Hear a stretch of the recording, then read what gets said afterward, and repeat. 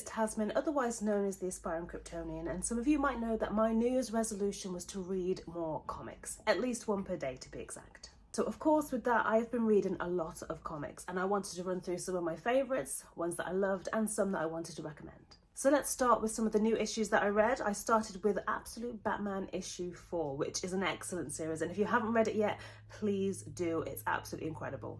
And that's not just this issue, this entire series and absolutely the entire Absolute universe has been so good so far. This 4th issue, and this series actually in particular, feels like a movie when you read it. I could easily see it adapted into the big screen. I then moved on to Action Comics issue 1082, which starts a brand new story arc and actually moves the series away from the Superman Superstars initiative. It was a really good first issue and a great start to a story arc, but my only issue with it is the time in which it's set. This seems to sporadically jump backwards and forwards in the not too distant past, and it kind of gets confusing for me. But with that said, it is a really promising start. Then it was time for Wonder Woman issue 17.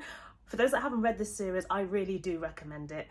I tend to stick to Superman comics personally, but this challenge that I've set myself allowed me to delve into some other characters, which I've really enjoyed doing. This is one of the first ones that I did that with, and I'm loving every moment of it. I'm getting to learn more about Wonder Woman and her whole mythology. There are a lot of things that I thought I knew but I didn't know about Wonder Woman, which I'm really enjoying getting to know, and seeing her Wonder Woman family, as it were, come together. Then it was on to Batman Superman World's Finest issue 35 to be exact.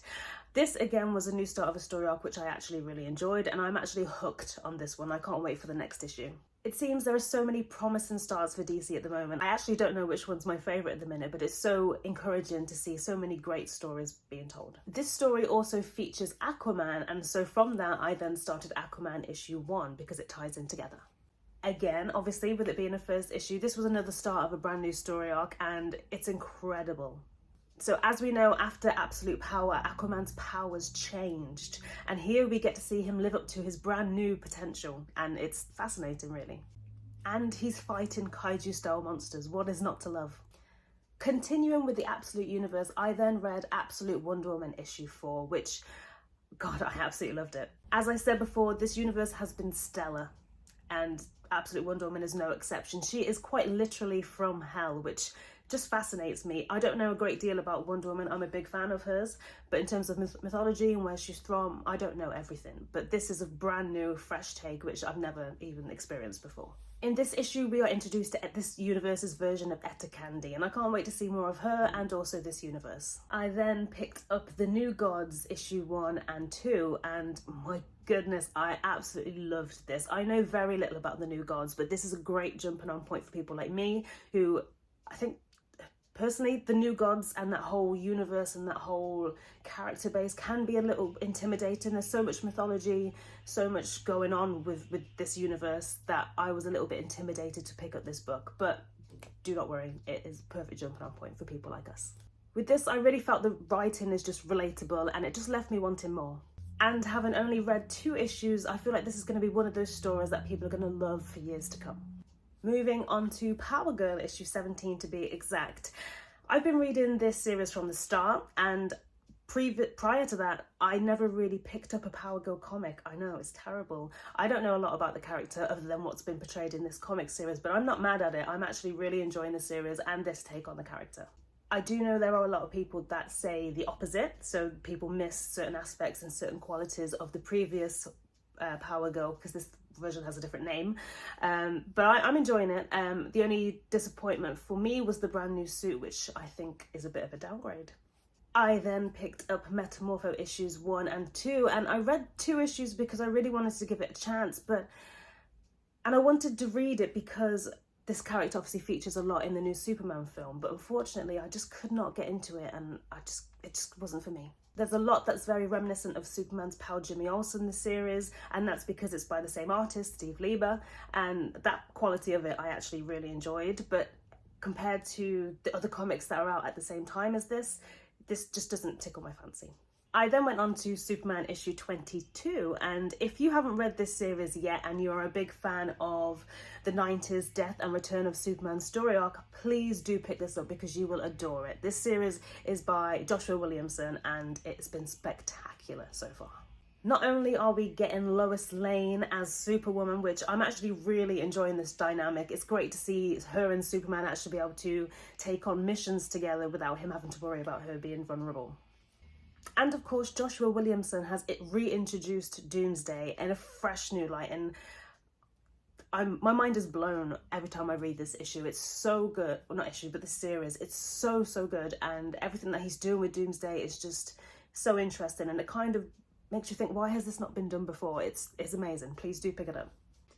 You think you know Doomsday as a character? Well, this just turns everything on its ass. And moving on to Superman Lex Luthor Special Issue 1, which is linked to the previous Superman title that I was talking about, issue 22. This was a really good issue, which kind of shows some insight into how Lex is feeling about all of this. For those that don't know, in this series, he's lost his memory. So essentially, he doesn't know all of the bad things that he committed. He understands that he did them, but he doesn't really remember a lot of it.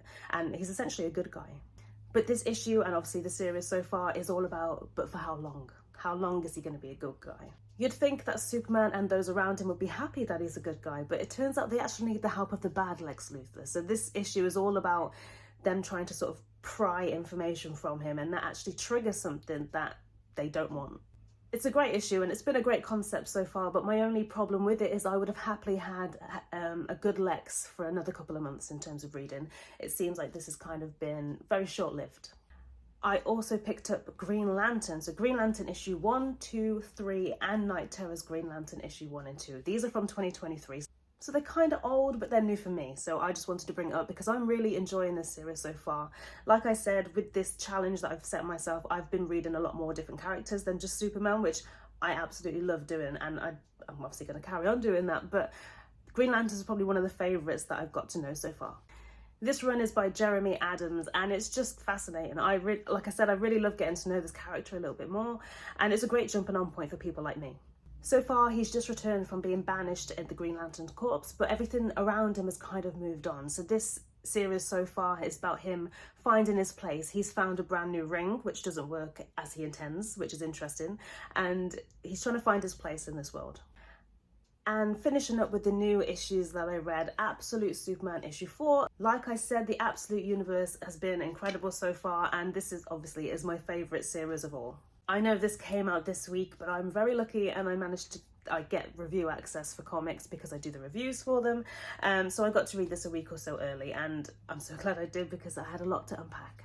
Within this issue, we get to see the first glimpse of Jimmy Olsen in this universe, and we also learn, and so do the employees of Lazarus Corp, learn that they aren't as good as they seem. Other than that, I'm not going to say much about this because I have literally just released a video of my review of this issue, but I'm really enjoying this series so far. Now, moving into the rereads, I reread the entirety of Kingdom Come, obviously because James Gunn has kind of announced that it's part of the inspiration for the new Superman film. We know that the emblem is very much based on that. So I just wanted to refresh my memory. Obviously, I've read it several times before, and I think this is going to be one of those comics that I just read every now and then in my life, like maybe every 10 years or so, because I loved it when I first read it, but I love it even more so now. And then for those that don't know, I'm actually writing the Ultimate Superman reading order, which covers literally everything from 1938 right up until now. As it stands, I'm up to 1961, so I've been reading several issues from that year, which has been really interesting to see the contrast of the characters through the different eras. Obviously, going back to the 60s, Superman and Lois Lane and everybody involved were very different characters back then, and when you read it now, it's so refreshing to see where they come. Obviously, I won't touch upon every single one, but some of the ones that I read are Superman issue 145, Batman 140, Action Comics 276, Justice League of America issue 5, which I will touch on because is it me or is the Snapper the most annoying comic book character of all time? I can't do it. I then read Superman's Power Jimmy Olsen 53, World's Finest 118, and Adventure Comics 284. Two issues that I did want to touch upon though, the first being Superman's Girlfriend Lois Lane issue 25. But this was just a really fun issue. So this series, the Superman's Girlfriend Lois Lane series, tends to delve into Lois Lane's mind a lot. It's basically her dreams. She always wants to marry Superman, so a lot of the issues cover what if she is married to Superman, and obviously it doesn't go quite to plan.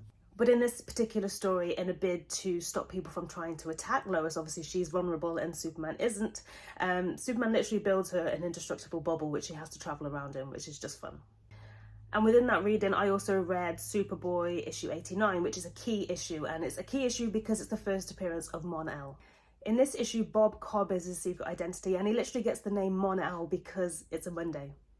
I just find that really fascinating, and the fact that this Mon-El is poisoned, is sent to the Phantom Zone, just like he is in the current Action Comics series, which is by Mark Waid, or in the previous issues of this series of Action Comics by Mark Waid.